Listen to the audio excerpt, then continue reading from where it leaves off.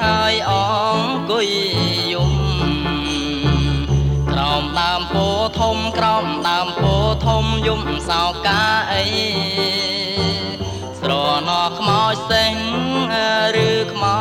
ចដំរីកុំយំសោកអីកុំយំសោកអីប្តីគេទេអូន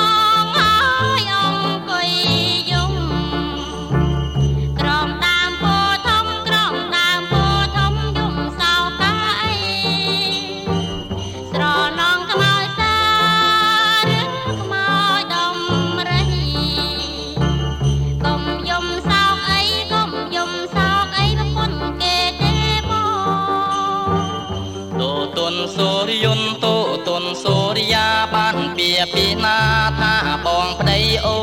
នអូនលឺដូចឆ្នងហើយអង្គុយយំក្រោមដើមពោធំក្រោមដើមពោធំយំសោកាអីស្រណោះខ្មោចសេងឬខ្មោចដំរីកុំយំសោកអីកុំយំសោកអីប្តីគេទេអូ